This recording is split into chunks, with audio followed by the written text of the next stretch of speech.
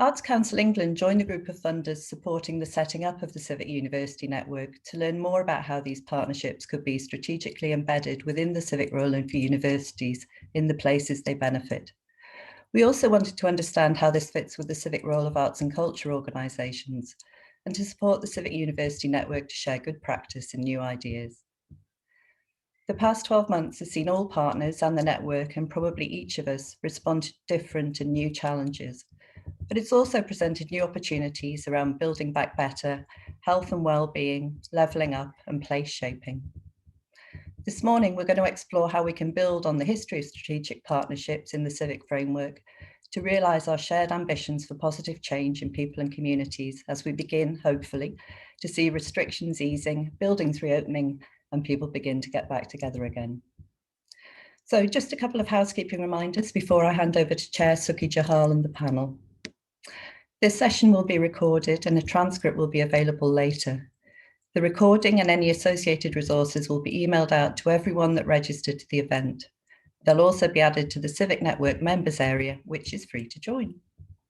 We are on Zoom, so please keep cameras off and mutes on so that everybody can get the best experience out of this morning.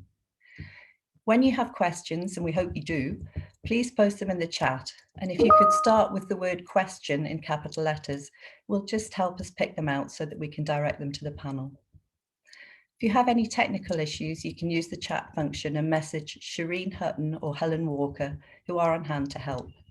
You can also email Civic University, which is all one word, at shu.ac.uk if you're having issues with Zoom. Feel free to use the chat function for general commentary as well as for posting questions. And you can also engage via Twitter. Shireen will magically post Twitter handles and hashtags in the chat as I say this bit, if everything's going to plan. And that's it. So I'd now like to hand over to our chair, Suki Jahal, and to the panel. Jane, beautifully done. Thank you for doing that so efficiently and proficiently. I'm delighted I didn't have to go through all those instructions, so thank you for that. Good morning all. There's about 250 of you on the call this morning. That's absolutely fantastic. You're from all sorts of organisations, from universities up and down the country, should I say countries, all creative organisations, large and small, new enterprises, non-creative organisations, and then a whole host of institutional partners from local authorities to LEPs and health organisations. So that just underlines the breadth of the organisations involved in this work around creativity, around culture, and the art of the civic.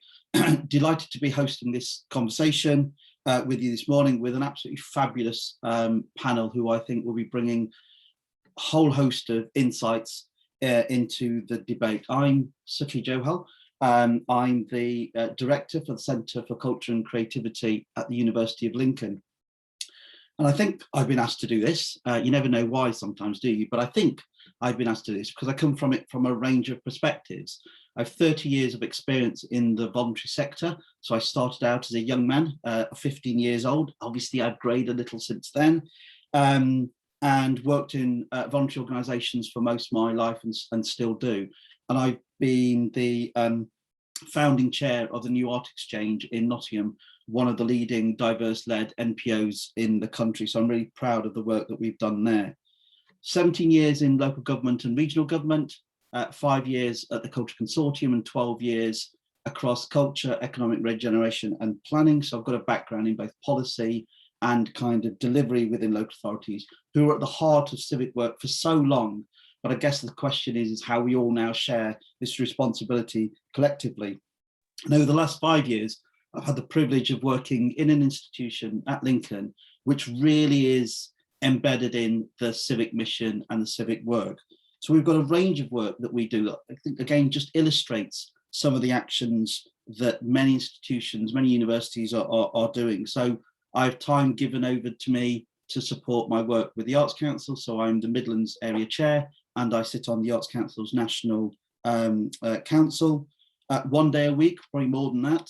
I work with the local authority and other partners in local activities in the place, not focused on the university business, but really focused across the work across the county. We're the accountable body for the Creative People Places project Transported in the south of the county, which takes up a fair chunk of time and our commitment. But like many of you, we've been focused more recently on supporting town deals. So in Lincolnshire, we're actually supporting 6 town deals. And we've also recently drafted the narrative and work around the historic High Street Action Zone cultural bid. And now we're in discussions with the Arts Council around a cultural compact. So kind of broader background, I think, which I'll hopefully be able to bring to the table in some of the discussions that we have. I guess the debate around the civic role of the contribution that arts makes and creativity makes to place isn't necessarily new. So I'm hoping today we can get behind some of those larger debates of that now surround us, that we now need to think about in more detail.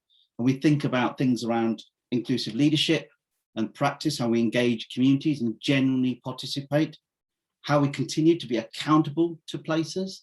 Local authorities are very used to being accountable to places, but what structures do we create that are genuinely focused on communities, I think is an interesting point. What are the current challenges that we might have ahead of us that we still need to think about? Some of the mechanisms are clearly in flux and changing. We're moving away from producer and consumer models. It's far more complex, as we've seen through COVID, but accelerated in this past year. What the principles, perhaps a good practice, look like, and thinking about how we can make the most of the work that we do and the learning that we've got, so we can accelerate some of the learning in places. And then thinking out from a HEI perspective, what's in it for our students? How do we enrich the development of our students? And how do we think about research and practice development, which many of our institutions are involved in? So it's an incredibly broad debate, and I'm sure it will be a rich conversation for the next hour or so. As Jane said, you'll have the opportunity to ask questions, so we'll keep a lookout for those. I'm very keen to hear from you so we can keep the conversation going, fed by you all. Jane will be keeping a close eye on that, so look forward to those. As I say, without further ado, let's move on to some quick introductions to our speakers, and each of our speakers is going to give an initial response and provide some initial thoughts to the debate. So I'll come to you one by one, if I may. I won't say too much. I'm just going to do your title. You'll be glad to know. Many of you will know Darren. So first of all, Darren Henley, OBE, Chief Exec at the Arts Council England. Good morning. Thank you very much for that introduction, Suki. I hope that everybody, wherever you are in the country, is well, and with all the challenges we've got at the moment, you're taking good care of yourselves. Thank you for the opportunity to be here. I should start by saying, quite unashamedly, I love universities, and I love the role that you play in so many people's lives in this country in so many different ways. I sometimes think that universities get a bad press. You're not valued enough for the work that you do, and I think that work, obviously around your core research function, is really, really important, but then also teaching that next generation of young people coming through into the world and developing their skills and their capacity for thought and ideas, and building on their rich imagination, enabling their innovation. And then also increasingly the role that you play in places, in towns and cities up and down the country, where, you know, I always feel that universities have that shared desire to make their place great. They want to have a city or a town where people want to come and study, where the best researchers want to come and build their research work, and where people actually live and can enjoy vibrant life, but not just for those people who are inside the university family, but also for the people who live in their locality as well. And I think you know, there are so many examples of universities who do that, and that civic role of the university is increasingly something I hear from, you know, when I go and meet vice chancellors around the country, that there's a genuine desire for this. It's not just something that they feel they ought to do. It's actually about defining their institution and its place locally, nationally, and internationally.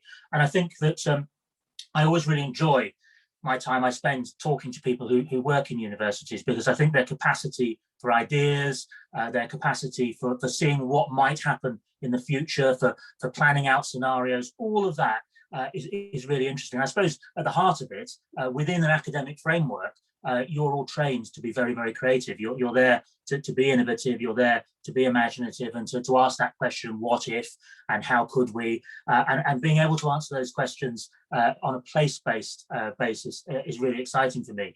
And obviously in the Arts Council, we're here working alongside universities who in some cases actually run many of the national portfolio organisations in their place, or at least provide a home for them. And when we can fuse together educationalists and researchers with arts and culture practitioners, that's when some really exciting things happen. And I'm a big fan of that. And anything that we can do over the coming years to continue to foster that will be absolutely central to, we have a new 10-year strategy called Let's Create, which you can download from our website if you haven't seen it. And we talk in there about that desire to take the best work, the best national and international work, highest quality work, and take it to places right across England, but also to work in those places to create work. So we have a whole host of centres of production excellence and creativity across the country, and participation as well. And that's really, really important, so that people who live in different towns and cities right across the country are able to take part in the very best arts and culture. And it's something, here's the first shameless plug of the morning, it's something I've written about in my book, which I would recommend you don't bring a book out in the middle of lockdown, because not many people will get to know about it. But actually this is about the journey I had before a year ago, for 5 years, where I travelled up and down the country. And I'm a big believer in what we do in different towns and cities. I used to spend, and I will be again very soon, hopefully, spend half of my working week travelling the country and talking to people who create great art and culture, and talking to the audiences, really importantly, who enjoy that great art and culture. So for me today, we can talk a lot about things like social capital, about health and well-being, about the importance of partnership and collaboration. But I think my headline for the opening is that what universities are able to do is to animate their places, and I think you do it extremely well. Thank you, Darren. I thought you were going to keep going then, and you caught me off guard there. We were chuckling the other day that you are the most travelled person in the UK, and we were saying you've probably got more Premier Inn points than Lenny Henry. So we know you're a well-travelled man. I've tickled Andrew there, and you're next. Andrew Barnett, delighted you've been able to join us from Gulbenkian Foundation, and clearly there's a breadth of work of interests you have across the civic agenda. So your opening thoughts. Thank you very much for inviting me to speak at this important event. I'm flattered that the notion of the Civic, which we don't claim any monopoly over inventing, but which we've prioritised over the past few years, is being thought of as being sort of transferable, if you like, to other sectors for whom, in many respects, the same jeopardies, if you like, exist. The same jeopardies and same opportunities. So I'll just give you a sort of flavour as to why we decided at Gulbenkian to prioritise the civic role of arts organisations over the last 5 years or so, and what it was that informed the decision to begin this work. And the first was that we've got a long history of doing, if you like, sort of provocative think pieces in the arts.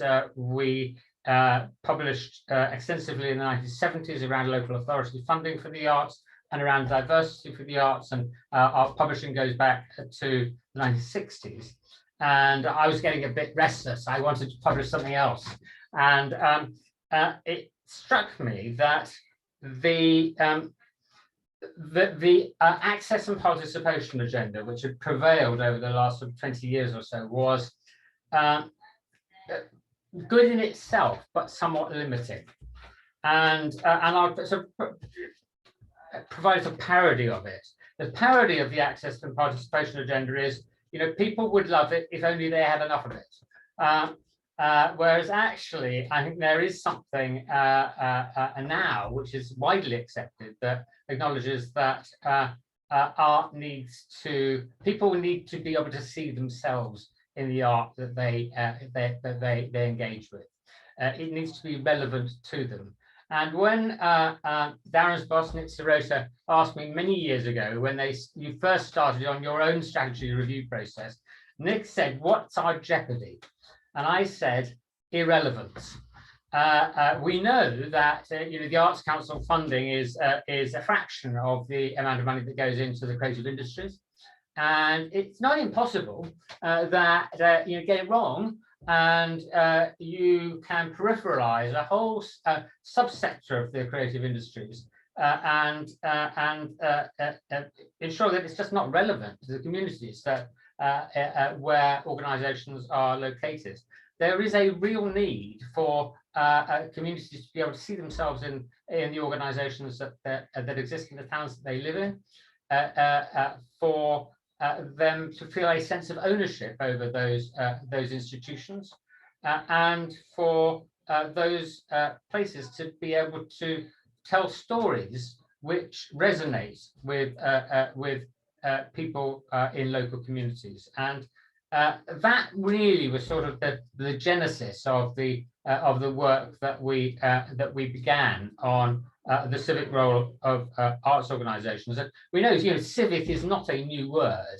It's we intentionally chose a word which sort of harked back to what some people see as the sort of halcyon days of the 19th century, when great institutions were being built, and there's a long history actually in the arts of civic type initiatives, of which People's Palace Theatre is one, and there are many others. So it's a story that goes back many generations, and we've in the report that we published, we surfaced some of that history.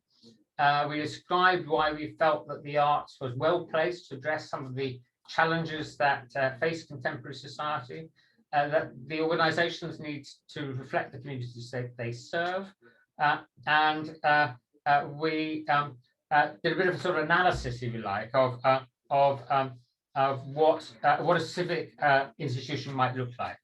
Now, I should say that we spent some time trying to define the civic role, and it was a rabbit hole we disappeared down to for about 6 months, and we realised that actually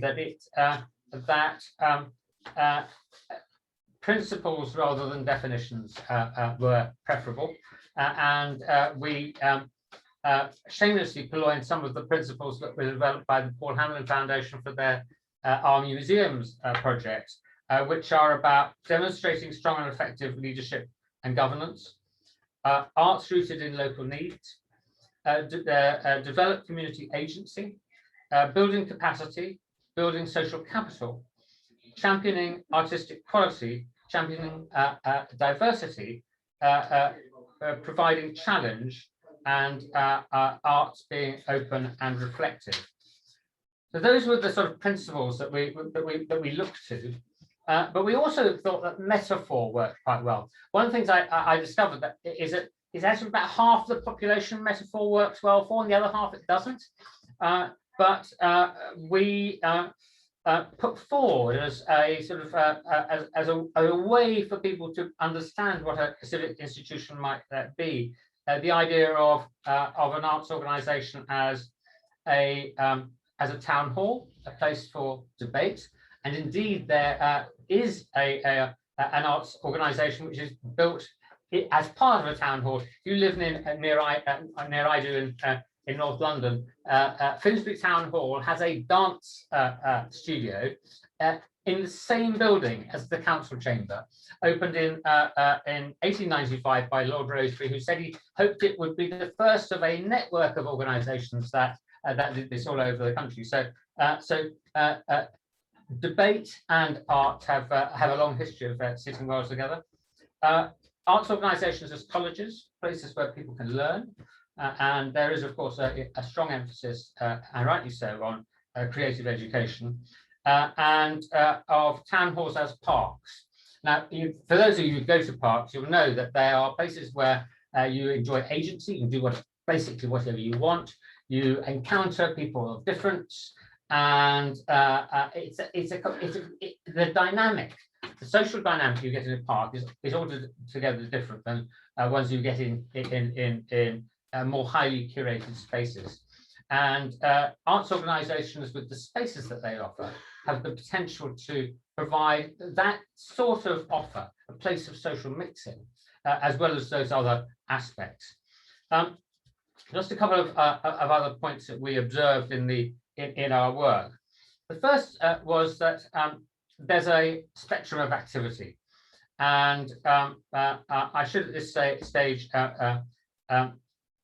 note that it was Alistair Hudson from Manchester Whitworth Gallery that came up with these versions. But version 1 is a sort of producer-driven approach to art. Version 2 is one which embraces access and participation of the sort that I referred to earlier on. And version 3 is much more user-generated. And I'll come back to those points when I try and show how the Civic Role of Arts organisations is relevant to universities. There are a range of different ways in which arts organisations work. They can work at the national level, the local level. They can have have different motivations. Art for social change, for everyday creativity, for cultural democracy, for short or long-term engagement with their audiences. And one of the things we were quite keen to do was to try and find a language which embraced the separate agenda of cultural democracy, creative education, and art for social change. They are campaigns, if you like, that have sometimes been pitted against each other rather than brought together. We're now implementing a range of initiatives to try and encourage arts organisations to embrace their civic role. We launched an awards programme last year and announced winners in March, and we'll be running another version of that, another edition of that next year as well. But I am really pleased that universities are thinking about this too, because like so many ancient institutions, they need to renew themselves in the context of changing trends, and the points that I made about engagement are, I think, particularly important. Universities have a footprint in localities which has huge potential, both economically and social, but they also have the potential to engage with their students in ways which are less, if you like, top down and more engaging of the people who go to those universities and colleges. And the days of rote teaching is over, and really what universities need to be able to explore is how to provide pathways for individual students to navigate their own learning journeys, take ownership of their development in ways that we hope that audiences will take ownership of artistic production in civic arts organisations. So there's a huge potential there. Universities, just like arts organisations, have no right to exist unless they serve the public, and they will all need to continue to place an emphasis on being relevant in the 21st century and aligning with the social trends that prevail. Andrew, thanks for that. I know we could keep you going for another hour, and we'll all be spellbound by your contribution. So let's bring in our next three contributors, who perhaps do have one foot in the university camp and another foot in the creative world. So first on to V. Pollock, Dean of the Cultural Creative Arts at the University of Lincoln, and I think today is speaking on behalf of, as chair of the Cultural Compact in Newcastle. Thanks, Suki. As Suki said, my day job is as Dean of Culture and Creative Arts at Newcastle University, and through that there are an awful lot of links that we develop and build with the expertise in the cultural sector, and also with our local authorities and other partners. But I'm really here today talking about Cultural Compact, and I chair Newcastle's emerging Cultural Compact. And for those, and I'm sure many of you are aware of what the compacts are, but for those of you who might not be, Cultural Compacts were envisaged pre-pandemic, as a means to radically increase the ability of cities to use culture to drive inclusive growth. And it's important to emphasise that they're not a coalition of cultural representatives, but a multi-stakeholder consortium of, for example, business, education, cultural and community leaders, the NHS, local authorities and LEPs. An idea is that they can catalyse, enable and drive forward cultural strategy in accordance with agreed priorities. Now, the impacts of the pandemic on the sector are widely recognised and don't need to be repeated here. But I would argue that within this context, as we move forward from the pandemic, compacts are of increased importance. Through them, we can harness the transformative potential of culture for recovery, and that recovery of our city centres and tourism, for health and well-being, the sector itself, or in the lives of our young people. We can draw together our collective expertise and partnership working for civic recovery, but this is not without its challenges. We have the opportunity now to model in compacts the sector we wish to see as we move forward. We have the opportunity to create enabling, potentially horizontal organisations which open the space for diverse voices to be heard. We can move away from the usual suspects and develop and embed a culture of leadership where responsibility for the cross-cutting role that culture can have is shared across communities and sectors. We can shift power dynamics for the benefit of our cultural ecology. Easier said than done. For privilege, position and simply time continue to play a significant role. At Newcastle, we are working to create an inclusive compact and we're not quite there yet. But it's tricky. For example, our freelance colleagues need to be around the table and we need to pay them for their time, but our resources are finite and we don't want to be ourselves competing for resources that could and should go to the sector we're seeking to support. For compacts to have the capability to drive inclusive growth and cross-sectoral working and to be authentic to place and the sector and communities they represent, they need to be resourced and they need to be agile, not huge, big, wieldy structures that spend more time on structural business than the actual business that they're there to realise. And in that business, thinking specifically about place-based working, we need alignment. Newcastle is not unique in having several place-based networks, city-based and regional. And for us, we have Newcastle, Newcastle Gateshead, we have the North East, and we have the ubiquitous North. Many of these networks have interests in culture, and many of them seek to draw on the same resource, be that time, money, or people. Many of those networks are having similar conversations within themselves and with bodies like the LEP or the local authority.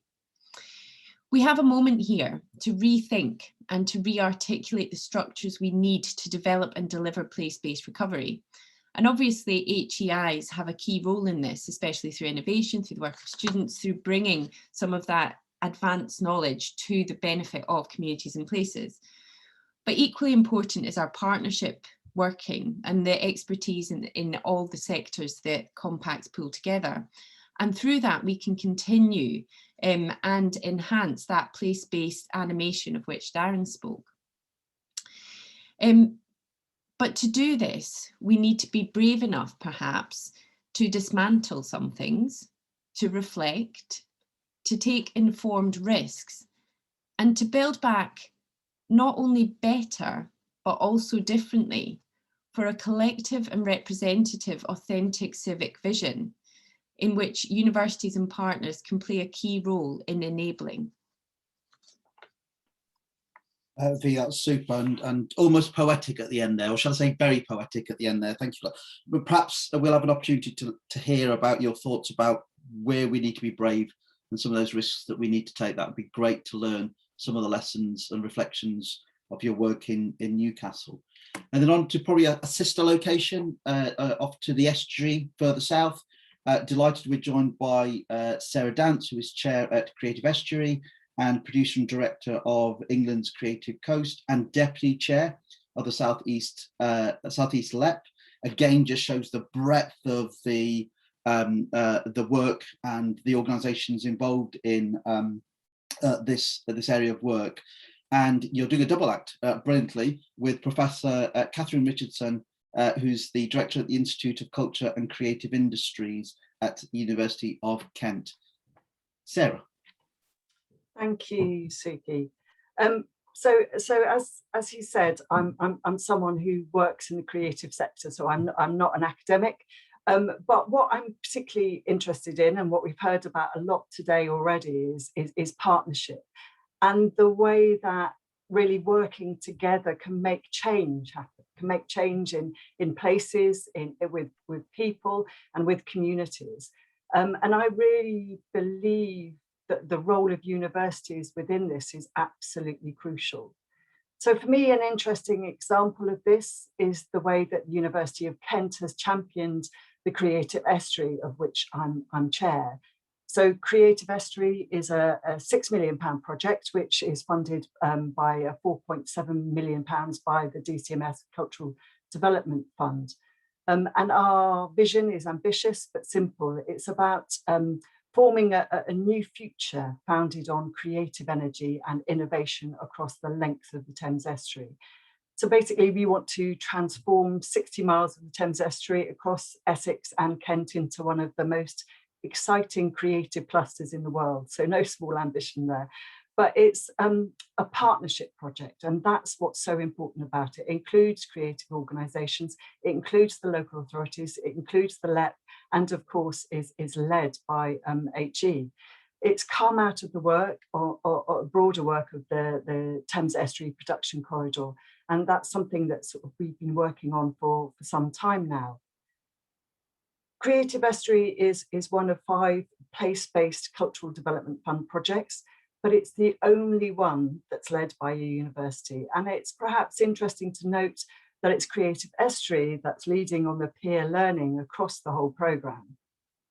So, you know, what does the future hold? What do I think the future holds? I think it's clear to me that the place-based agenda is growing in importance. And as we come out, fingers crossed, of the pandemic, there's no doubt for me that the universities can have a key role in recovery and in developing really innovative place-based partnership models. For me, Creative Estuary is almost a kind of a test bed for this, and an action research model, if you like, for the role of civics universities. It's not solely about capital works, it's not solely inward looking, and really importantly, it's not siloed in one department within the university. And given the context of the universities and the length of time that they're around, it could and should have a really long legacy, both for the university itself, but also for the communities. I really believe that the opportunity is now. The challenge for us all, whether we're in the creative sector or in the universities or in the funding bodies, is absolutely now. You know, it can't, for the universities, it can't and won't be done by one section of the university. And I think one of the most amazing things about universities is the kind of extent and depth of work that happens within them. And one of the most amazing things about creativity is that it doesn't sit in one area, but reaches across all of our lives. And I think if you bring that together, the potential is huge. So that's sort of my view as an external person.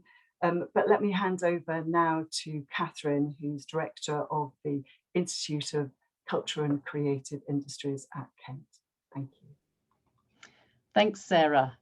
So just to reiterate the really crucial importance of this project as a partnership, as Sarah's just said, and picking up on all the things Vi said also about partnership working. But I did want to just look from the university perspective about what that kind of partnership looks like and what I think universities, on our experience of this project and others, can offer to, and what they can gain from working in this way in big project partnerships.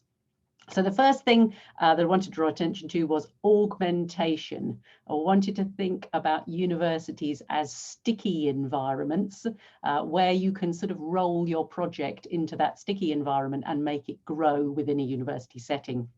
And that's partly because universities have multidisciplinary expertise and experience to bring. including cutting edge research, which can come in then into dialogue with, but crucially also be challenged by community needs.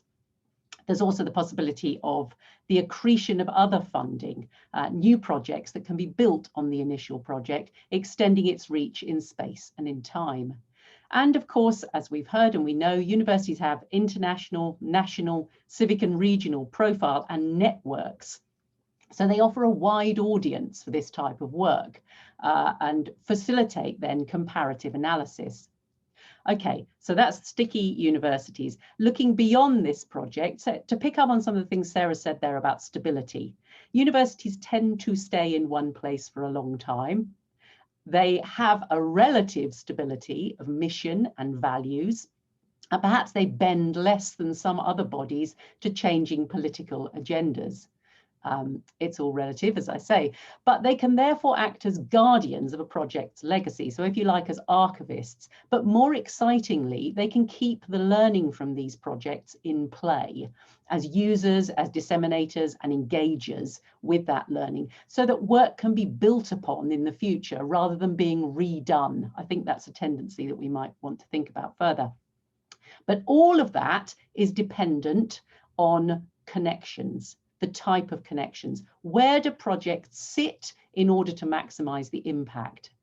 They need to be plugged in, I think. I spent a lot of time last weekend watching electric cars at service stations on the M6, and I thought we need university charging points, quick and easy ways for projects and other types of partners to plug into the university grid, if you like.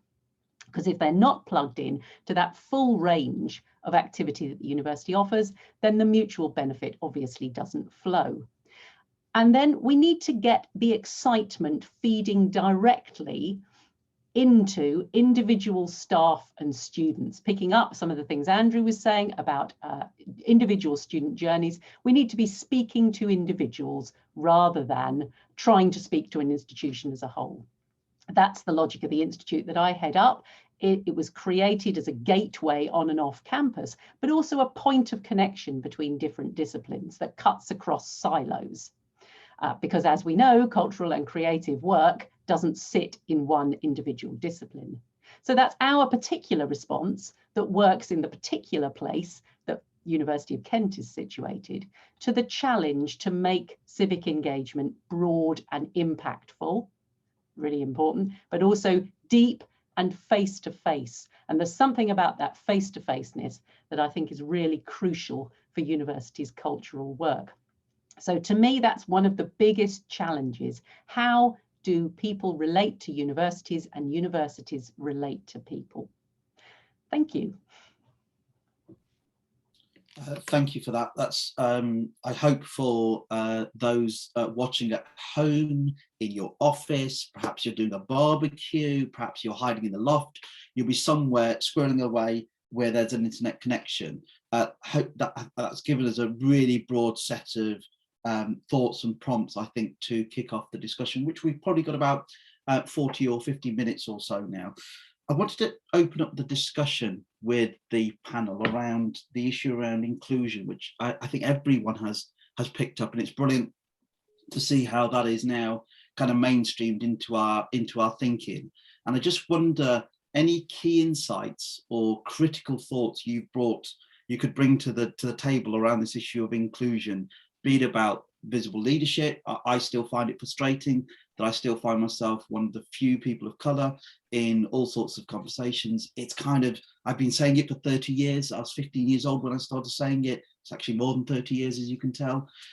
So it is really, really frustrating. So it'd be great to hear what you have to say about that. But also, a number of you have picked up this issue around meaningful partnerships and what that actually means in terms of engaging communities at depth.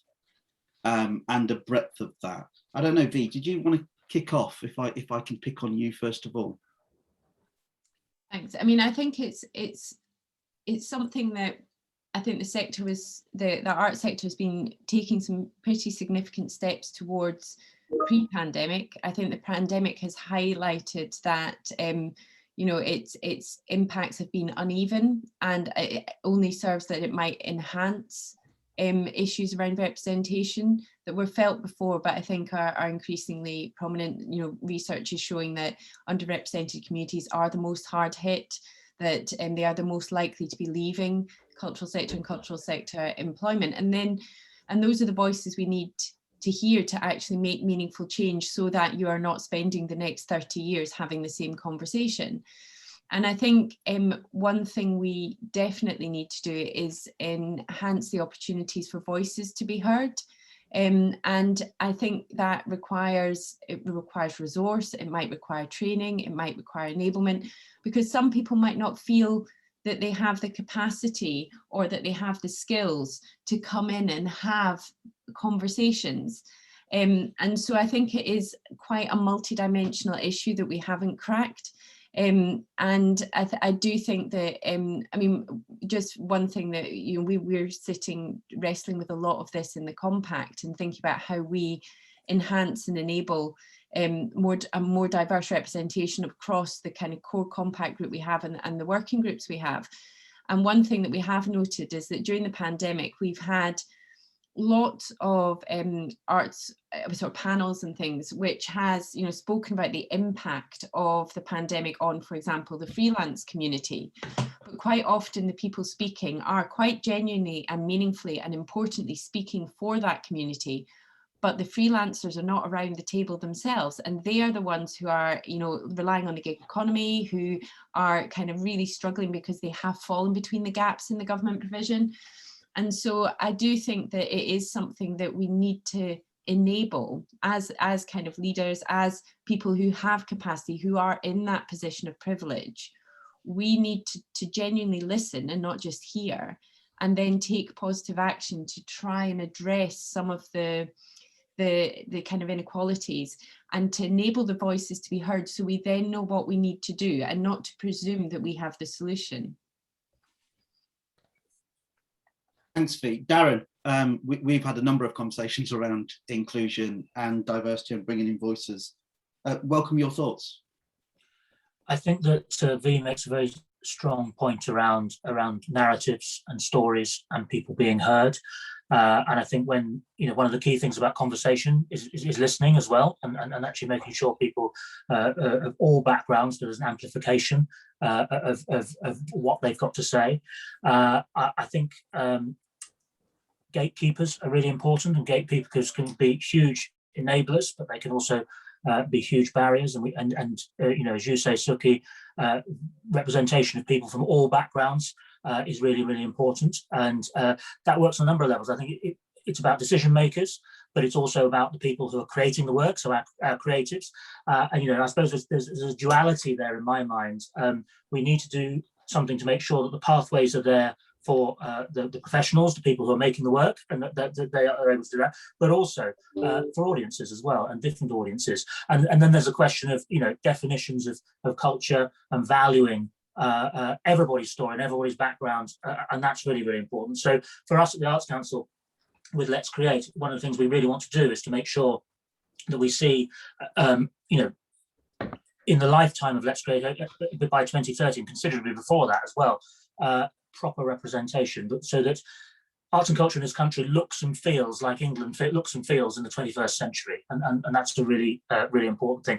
And the other group, I also think, you know, we've got a long way to go in the arts and culture sector, and we talk about this, but I'm not sure we always put the action into place, is around disabled people who are you know, are really also very underrepresented in our organisations, and you know, have another group of people who have had real challenges over the last 12 months, extra challenges because of COVID, and we need to make sure there's a real opportunity now as we build back to make sure we build something that's better and fairer. And for me personally, I believe very strongly that you know, we have a wonderfully privileged position to invest taxpayers and National Lottery players' money, and ultimately, I believe we do that because it enables people across the country to lead happier lives. And I think happiness is actually really important.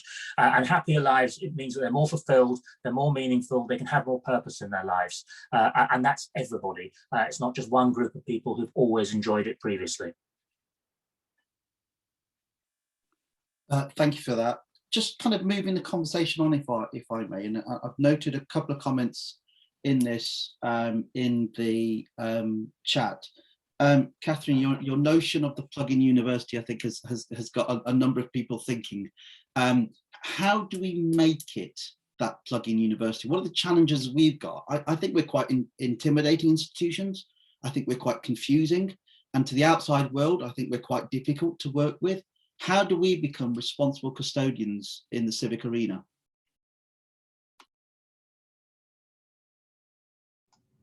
Shall I say something about that? Please, Catherine.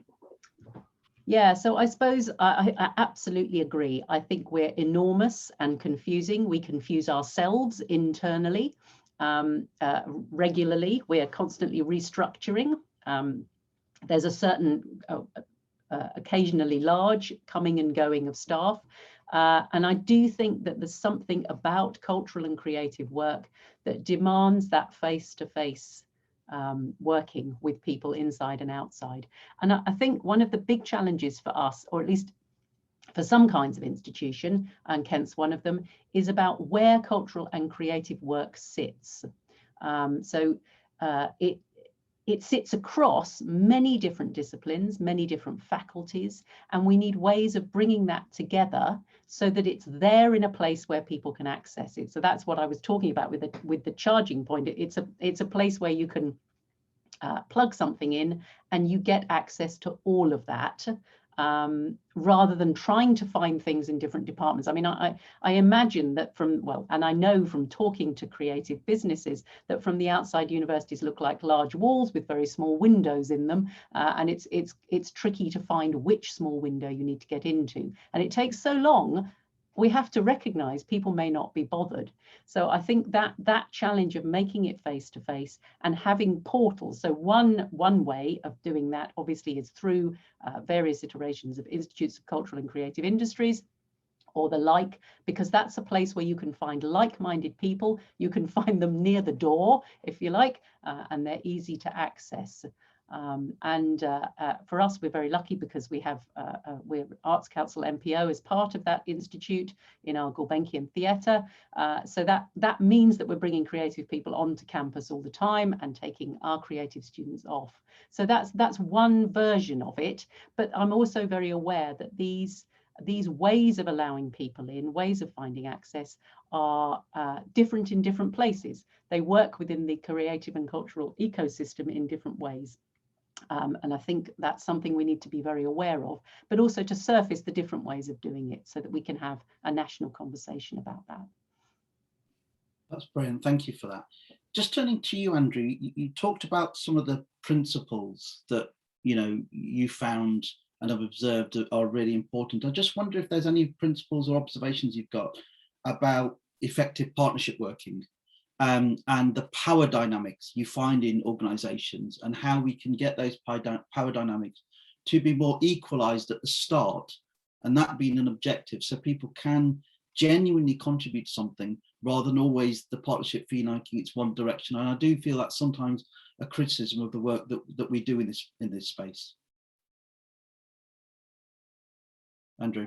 We identified 5, if you like, barriers stroke drivers to change that arts organisations could look to if they were beginning their journey to being more civic. And I think that the same 5 drivers would apply to universities as well.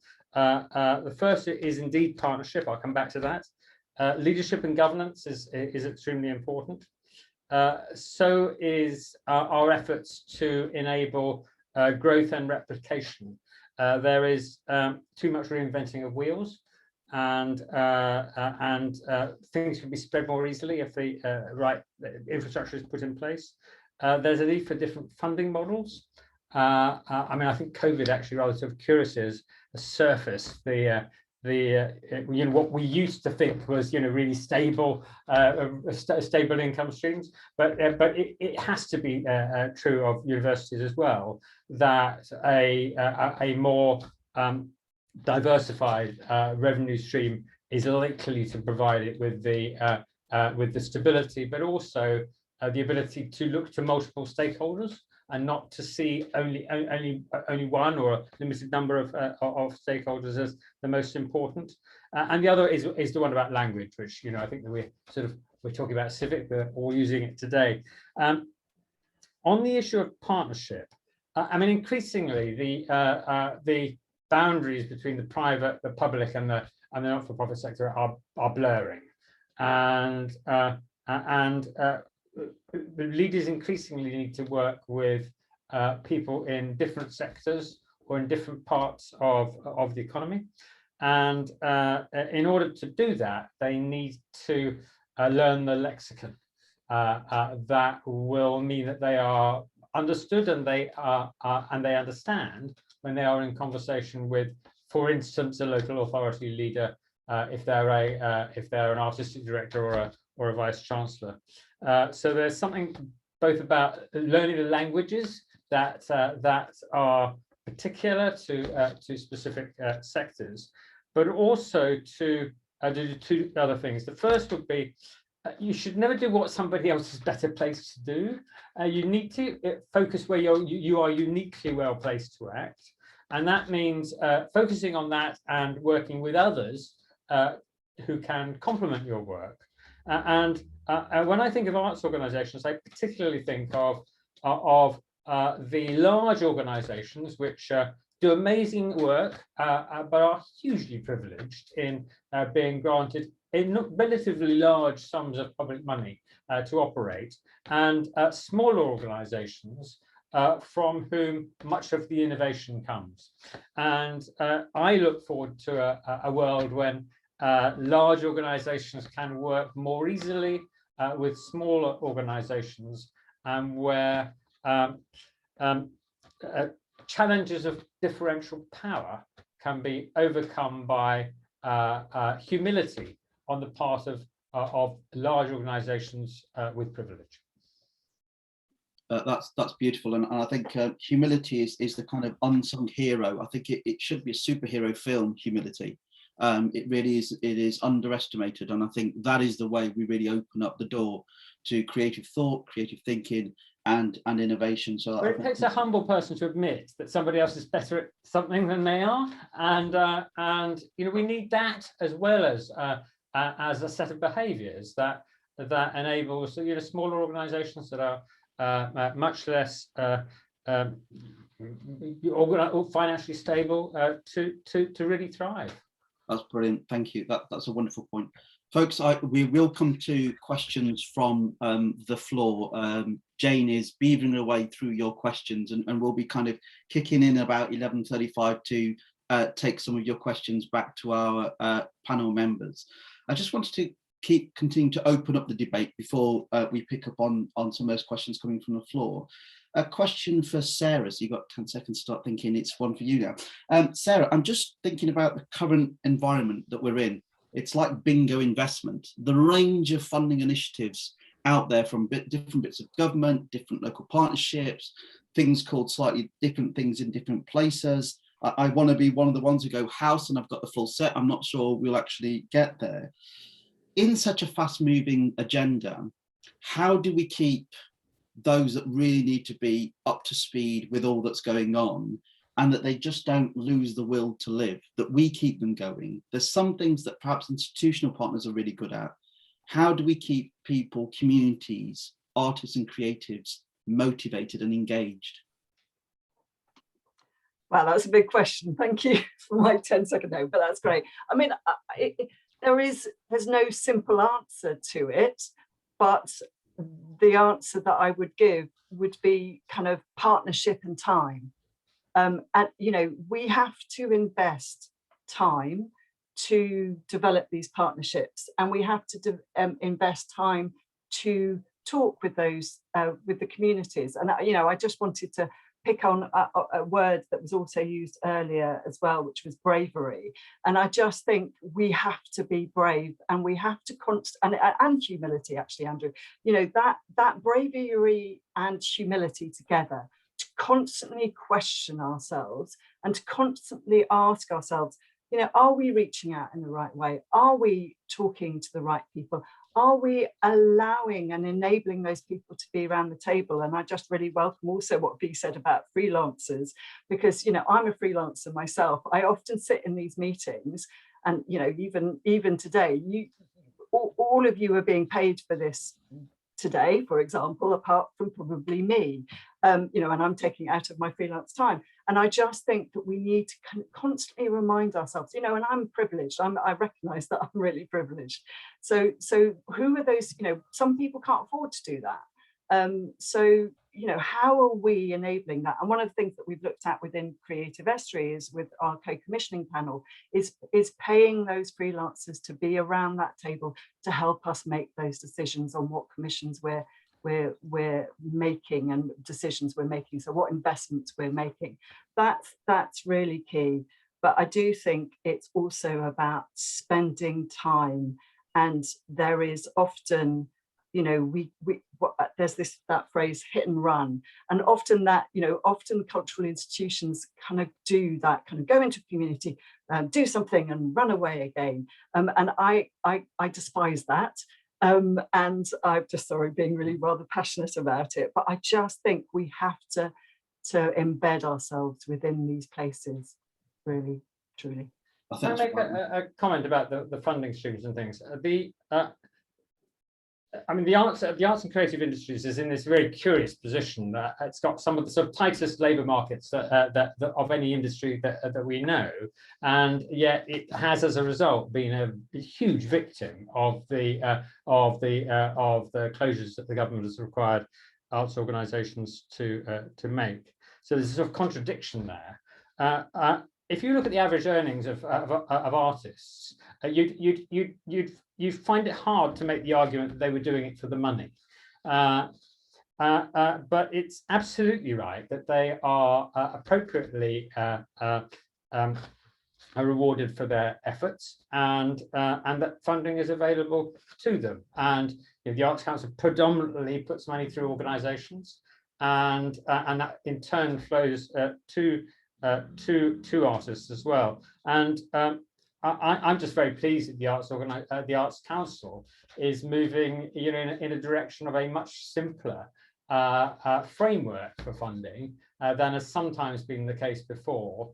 Complicated, of course, by the Cultural Recovery Fund, which certainly round two sort of slightly ill at ease with some of the other funding and the ambitions that the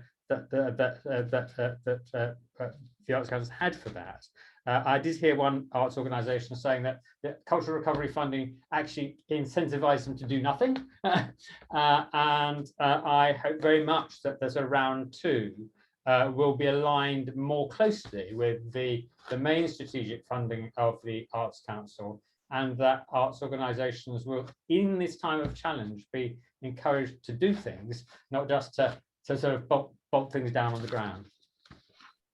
Absolutely, Darren, there might be an opportunity to respond to some of that. I'm going to keep the conversation going and give a bit of a challenging conversation to V and Darren. I kind of give you a 10-second warning, don't I?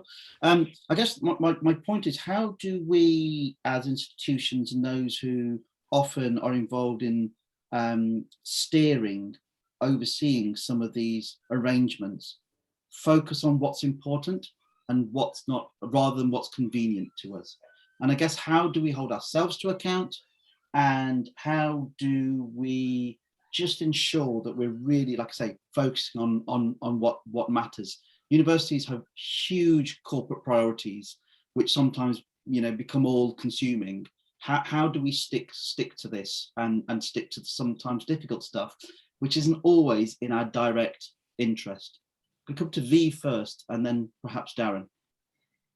Okay, sticking with that kind of double-headed compact university hat on, I think in terms of that kind of issue of sort of authenticity and relevance, in a sense, and how we use our privilege and our capacity and our resource. We've talked a lot about leadership today, and we've used the word leader a lot, and I think we need to think about what we constitute as a leader. So for me, and for my colleagues on the Compact, we see, you know, leaders as embedded in communities, as embedded in young people, as you know, our small arts organisations, our freelancers, and this notion is the compact as a kind of leadership group. It has to represent the sector we want to see, which is a sector in which leadership can be embedded as a culture throughout. So no matter who you are, you can pick up the mantle of a strategy and think, I can contribute to this, I can help make this happen. And that's why we're spending a lot of time on process, on trying to kind of co-create a vision, co-create a strategy. And you know, Newcastle City Council at the moment are consulting very widely on their recovery plan. And it's very much trying to draw together a collective will. But I think, you know, if we think leaders are only the CEOs of businesses or the leaders of NPOs, and I think many of NPO CEOs would agree that we won't change the sector and we won't have that authenticity. And I think in terms of universities, we have capacity, we have resource. And it's about sitting down and listening with an organisation of no matter of what size. So at Newcastle, we have partnerships through research and teaching with large venues and NPOs and non-venue based organisations, as you would expect. We also have partnerships with organisations in meanwhile spaces who are kind of always struggling with their future, and we're trying to help them, but around shared interests. So we run a graduate development programme with a young organisation because they are best placed to do that. They have the expertise. They are sitting amidst emerging creatives and trying to think how best to support them, and we are a backbone to help them in that. You know, we develop research partnerships with very, very small theatre companies because there is that bit in the Venn diagram where our interests cross over. And I think it's taking the time to listen to whoever and to be able for us to put some resource into enabling, listening, helping identify where that collective vision sits to be able to push it forward, and then hopefully bring in mutually beneficial grant applications and things that will help develop both organisations. So I do think it's kind of it's back to humility and being humble. It's back to listening. It's back to rethinking what we think our leadership thing is, and it's about thinking when we're thinking partnership working, you know, small organizations, I mean, I think convenience is, you know, to do something differently, not just what's convenient. You know, convenience is kind of going with capacity often, and I think it's about actually thinking that if we want to build back differently, we need to change the narrative, we need to change the discussions we're having, and we need to recognise that capacity, leadership, innovation can sit anywhere. And what we need to do is create the enabling frameworks for those conversations to happen. Brilliant. Darren, and then I think I should invite Catherine to perhaps say a few words on this as well. Darren. I think to build on what Vi said there, learning is absolutely central, and innovation is also absolutely central. To be prepared to do things differently, to be prepared to challenge the status quo.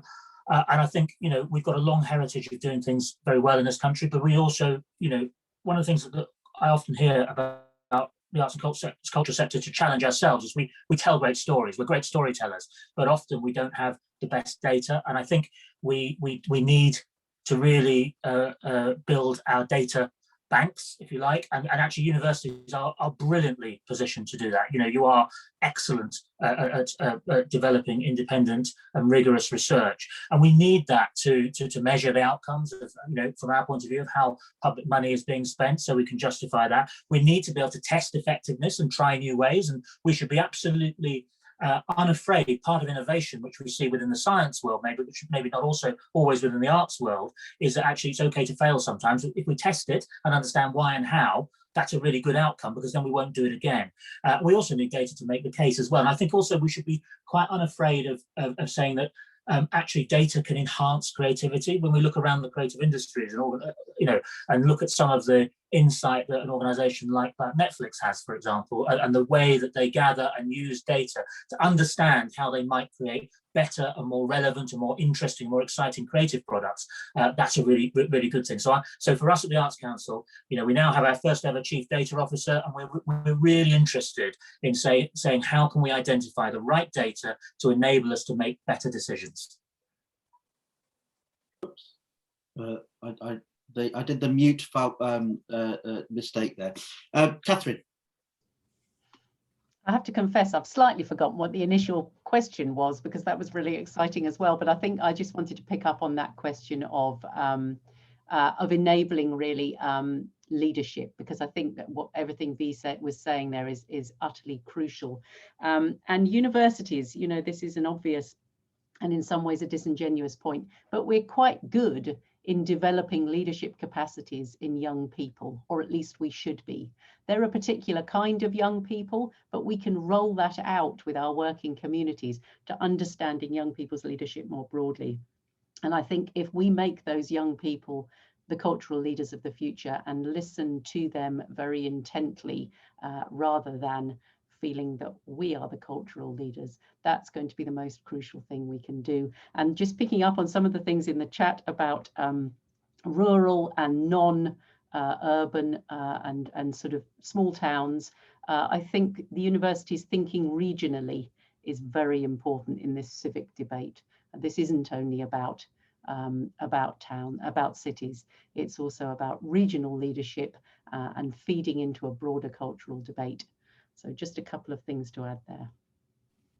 Again, thank you, folks. Just very conscious that there are quite a few questions coming through the chat. So I'm just going to hand over to our co-host this morning, to Jane, to pick out a handful of questions. Jane. Thanks, Suki. If I can get my video to unmute. Couple of questions coming through around research. Arts practices by its nature research. How can we integrate the two better, and what can artists do to connect with university research and impact officers to collaborate with researchers at the start of research bids? And that's maybe a question for V perhaps, and for Darren.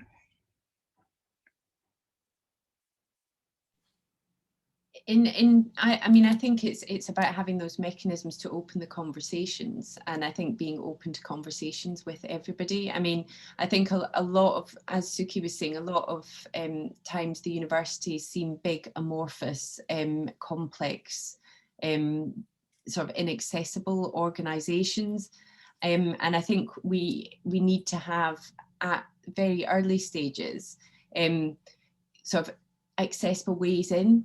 And accessible ways to find the right people to talk to. And we have at Newcastle, we have an engagement and place team who, and people like myself who have kind of that role of being that interface with the sector, or whatever sector might want to work with us. And I think it is about identifying the bits in the Venn diagram that cross over between what the organisation or individual wants to achieve and where the university can come in and help. And I think it's as important to say no, or to say this is not us, but perhaps have you thought about, in the Northeast we're lucky, as you know, because we've got the 5 universities which have very complementary strengths. And I think one thing that we're really good at is kind of saying, well, we're not best placed to do this, but colleagues at Northumberland, Sunderland, Teesside, Durham, they actually are better placed to help you with this. So I think it's about being open, being accessible, and being honest. And I would absolutely agree that bringing universities into funding applications at the start is really good, and to not make them an afterthought as a nice idea at the end. It's really interesting for us to see them at the start. And one of the legacies for a project could be really strong research outcomes that make that sort of work replicable again in the future in that place, but also, as Andrew mentioned, not reinventing the wheel simultaneously. So what is the learning there that other similar sized arts organizations or projects in similar sized places around the country could have? And we're also really interested in, I think people don't always realize our Creative People and Places program is an action research project and has been since day one. And so having that data that enables us to continue to tell that story actually is very rich, because it means we're continually learning and we're adding to that. So from my point of view, I'm always very keen to see when universities are in there as partners from day one. Thank you. There's also a great question coming in around the impact of arts projects in community settings and how cultural and HEI partnerships can help improve evaluation and our understanding of outcomes. And Andrew, I wondered if that's something that you might like to comment on. Yes, indeed. I mean, the public sector, and I'll sort of include the Arts Council loosely in that definition, are well known for sort of rolling out programs at scale with evaluations that appear long after the money's been spent. And my own view is that it's really important to build proper evaluation in from the very beginning, for it to be formative, so that it can inform different cycles of a particular project, and that learning is hardwired through the delivery of new initiatives like Creative People and Places, like the Creative Civic Change initiative that we're running in local communities with the lottery and Esmond Fairbairn. It's really important that we draw out the learning as early as possible, that we acknowledge that we're capable of failing, and that we are learning quickly enough to adapt and to put right things that are going wrong, but not to see this as a sort of report that is done by a university at the end of a whole project of work, done to a project rather than with it. And really not of a great deal of use after a program of activity is closed. And Sarah or Catherine, I wondered if you'd like to say anything about the way that you're thinking about the impact of the Creative Estuary project.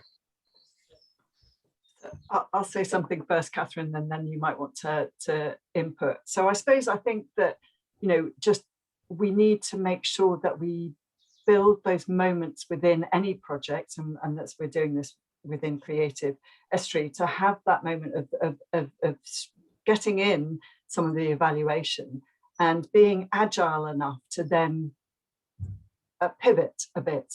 The COVID has made everybody slightly more agile at pivoting, I think. It's also thrown up huge structural inequalities, and actually that has to make, if we don't listen to that, then we're failing to deliver with our communities. So it's really, really important that both the projects, but actually also then the funders are willing to listen to us, to say, okay, we've learned this so far, we need to pivot slightly. Are you okay with that? And how do we work? And actually, I have to say, so far on Creative Estuary, we've absolutely had that happen to us. So that has been really brilliant. But I think it's really important that the boards of these organisations, that the staffing within these organisations and the universities and anybody who's doing the evaluation has built that within the schedule. So I just think that. Catherine, I don't know whether you want to add.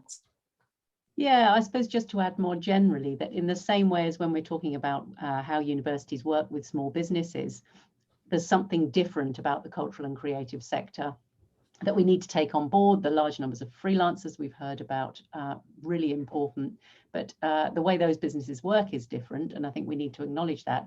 And similarly, the evaluation of the impact of cultural work, we need to acknowledge that it is different, that it might need to be measured in different ways, and that we might be measuring different things. And it's not easy to measure because it's not always about economic impact. And if we're taking on board seriously these so crucial social justice agendas, then we're measuring something very different there. And I think we need to develop creative ways of evaluating creative work.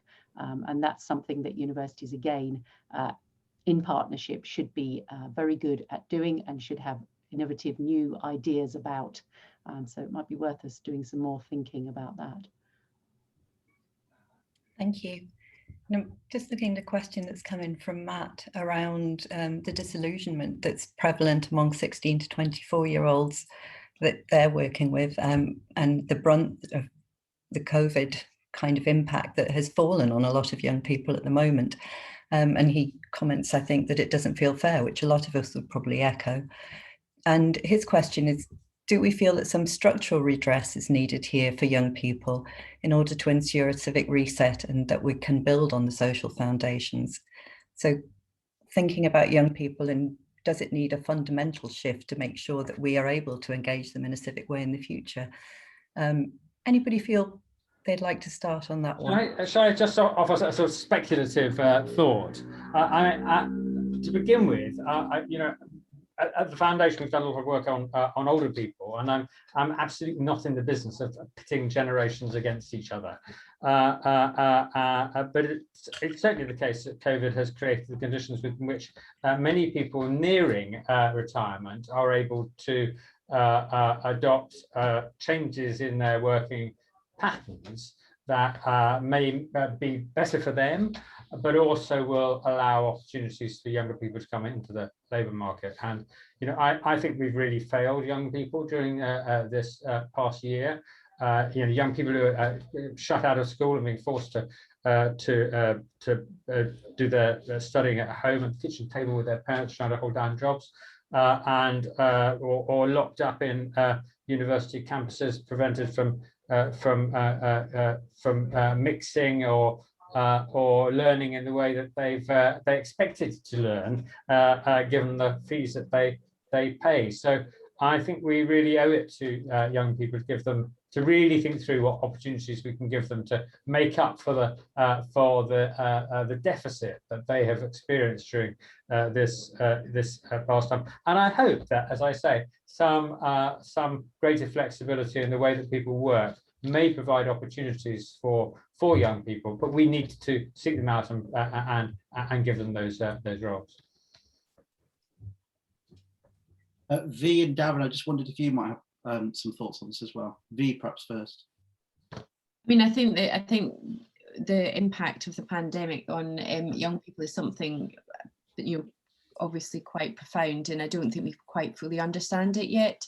I think there's very real risks that, particularly within the cultural and creative industries, we'll have a lost generation unless we enact some sort of structural change. And I think that's true of other spheres as well. And I think there's certain sort of agencies like LEPS which can already put initiatives in place around skills, around opportunities. I think we can think about, many areas have young people's forums and parliaments and councils to feed into decision making. I think in Newcastle we've got a child-friendly city lead, and I think through mechanisms like that we can start thinking about trying how we best enable opportunities and support young people. I think obviously we also have to listen to their experience, and I know that many arts organisations have been doing work with young people through the pandemic to kind of help them articulate what it has meant for them as young people. So I do think we need to have a period of listening, and then to really put some resource into supporting how they feel we can best enable their futures. And I think, again, having young people's voice in strategic forums is crucial within that. I think it's absolutely important. I think there's two things. One is obviously we need to ensure that young people continue to have creative education in their lives from the very start. So some of the work we're doing with De Montfort University in Leicester around Talent 25, which is a rigorous 25-year research project to understand how arts and culture changes opportunities for young people in Leicester. So, and then cultural education, art and design, dance, drama, music, all important subjects in every child's education right the way through their schooling, and opportunities for them to study arts and humanities and encouraged to study arts and humanities at tertiary level as well. I'm also interested in that voice idea. University of Kent has an amazing group called Art 31, who are a group of young people who, whenever I go to see them, give me the most challenging and insightful set of questioning, and I've really learned a lot from engaging with them. And we at the Arts Council are just about to launch a new youth advisory board who will actually do the same role for us formally within our governance structure. So I think it's really important to have that, but we also need to take opportunities again through the summer and beyond for all of the arts organisations we work with to see what can we do to try to redress some of the balance of what has been a very troubling period for a lot of young people. And I think, one of the things I'm also very aware of is the challenges for young people's mental health, which have been exacerbated over the last 12 months, but it's not new in the last 12 months either. That's been something that I think everybody, all of our colleagues in higher education will recognise, and we need to do more. And I think there's something around the possibilities that artistic and cultural activities can do to create a culture which can help with some of those challenges that young people have. Folks, can I just thank you for all of those contributions and perhaps invite you to think carefully about a minute, just with your reflective thoughts, closing thoughts, as we've been in this discussion. If I may do this in reverse order from our opening comments. So if I could start with Catherine, with yourself first. Oh, thank you. I had completely forgotten we were going to do this, but I suppose then just to reflect back on what I've been reading in the comments here, and some of the discussion that we've had, it seems to me that we need to spend a lot longer as universities seeing what we look like from the outside. And we knew that in any case, but I think that there's probably a much more sustained piece of work that we need to do about that. And then the other question is this question of youth leadership. I think that seems so very pressing in this moment. So those are just the two things that I suppose have struck me most strongly listening this morning. Those are beautiful comments, Catherine, and beautifully surmised. Sarah. Time. We need to make time to do this stuff.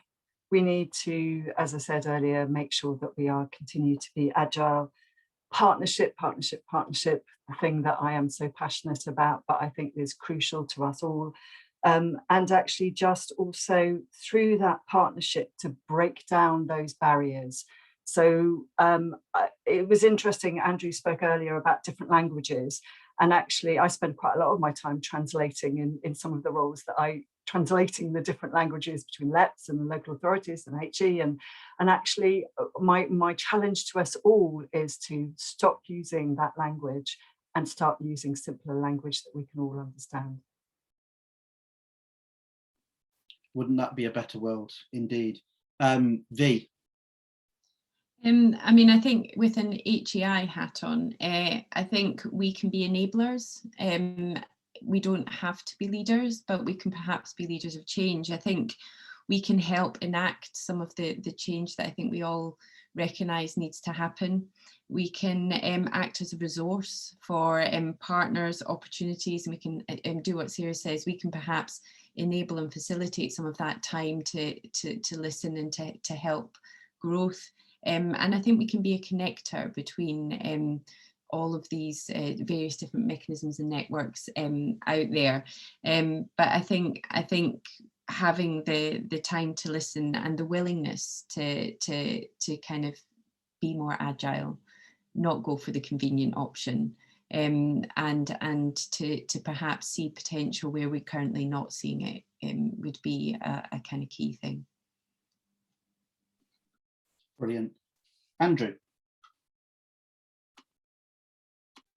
So in our work on the civic role, we intentionally avoided being either directive or prescriptive, and which is why we developed principles and asked questions.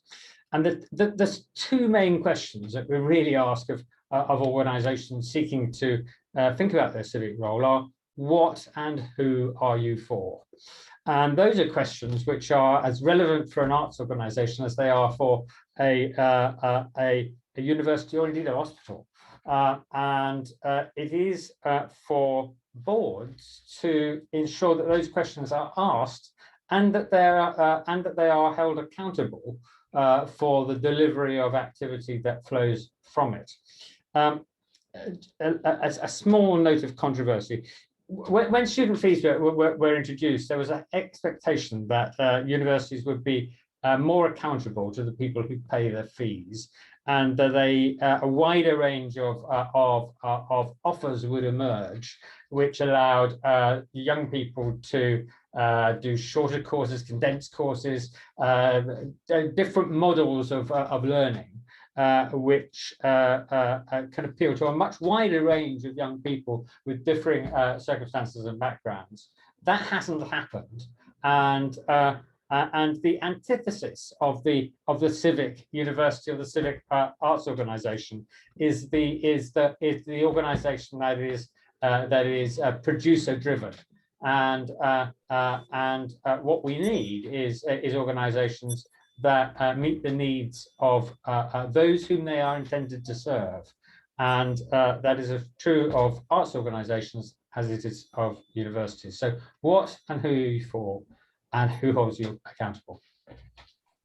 Isn't it funny how the most straightforward questions are the most difficult ones to answer? Yes, but I mean, universities just have bloated governance structures. I mean, my understanding is that some of them have sort of 30 people on their boards. I mean, it's no wonder they struggle. I won't comment on that one. Darren. I think a couple of other questions I would ask. What does your place want to be famous for? And what are the particular strengths of your institution? And if you can identify those two things and build on that, that helps us as an investor in you, because we haven't got enough money to invest everything in everybody. So all the time we're looking to understand where those strongest investable propositions are. So specializing can be a very good thing. And I think, the Cultural Recovery Fund is the largest investment in culture that this country has ever seen. I know it's come at a time of challenge, but that investment is there, and it does give us an opportunity for change, an opportunity for reimagining different business models, different ways of working, for identifying ways of ensuring we're reaching all audiences in all parts of the country. So although it's been a very, very tough year, and I don't minimize that at all, I still have a sense of optimism.